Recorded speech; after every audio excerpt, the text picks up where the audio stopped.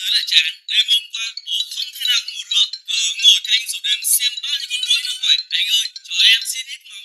Bây giờ con trông cho bố muỗi để bố nằm ngủ một lát đây. Ái chà, bố vừa mới đâm xong, con muỗi này lại gọi tên của bố rồi. Được lắm, mày định trêu người tao đấy hả? Ái chà chà, mày nhanh ghê. Được lắm, mày dám động lên mặt của bố hả? Tao sẽ cho mày biết. Trước khi hút máu của bố, hãy bước vào xác của tao đã. Đây rồi, quả xẻng to như thế này mà đập thì mày chịu nước đi gặp tiên tổ sớm thôi. Ái chà, vỡ đâu rồi? Ôi trời. Tớ Mao, con có biết cái gì đã đập vào đầu của bố là bố chảy máu tê tê thế này không? Không, con làm sao mà biết được? Con đang đứng đây canh mũi cho bố từ khi bố ngủ tới bây giờ đây này. Hay là bố là mơ ngủ từ tay đập vỡ đầu mình nhỉ? Ôi trời, may thật may mà bố không phát hiện được ra. Cái con mũi này lần này, mày làm sao thoát khỏi được bàn tay của tao? Xẻng đâu, triệu hồi nào.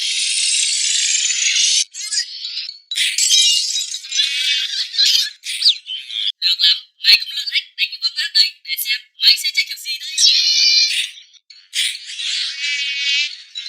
Ôi trời, vỡ cái màn hình tivi mất rồi.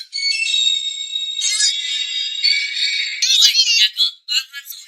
Tớ Mao, con đã làm cái quái gì thế này? Thì con thấy con muỗi nó cứ bê vợn trước mặt con nên con cầm cái xẻng đập nó, nhưng mà không ngờ tay lái của nó lại nuột qua bố à. Thôi con à, cái giống muỗi này mà đuổi bắt nó thì làm sao mà có thể đuổi được? Nên bố đã mua cái dung dịch làm cho muỗi sợ cúp đuôi, bay đi luôn.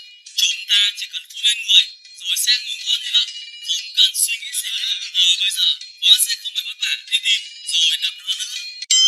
À mà sao con lại che cái mảnh vải lên cái tivi nhà mình thế nhỉ? Thì con đang phơi lên đấy cho nó khô đấy mà. Tớ Mao, tại sao? Thì lúc con đập con muỗi không ngờ lại đập vỡ luôn cái tivi của bố. Con chỉ được cái tai hại thôi, muỗi không đập được lại là vỡ màn hình tivi. Tớ Mao, bố đi làm về rồi đây. Tớ Mao, con ở đâu rồi? Tớ Mao ơi, đúng là ăn sớm ngủ trưa, không làm mà đòi có ăn, đen cái nết. Ái chà chà, đây là cơ hội tốt để mình chôn Tớ Mao. Mày đi chuẩn bị đạp cụ đây.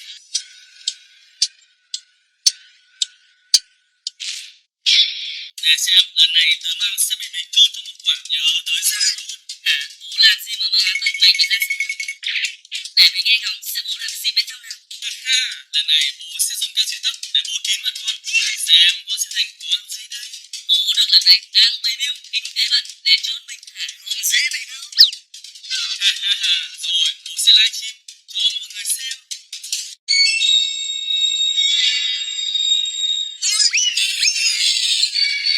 Bố ơi, đứng dậy đi nào. Tại sao bố lại phải nằm quỳ lại con vậy? Con sẽ tổn thọ lắm đấy.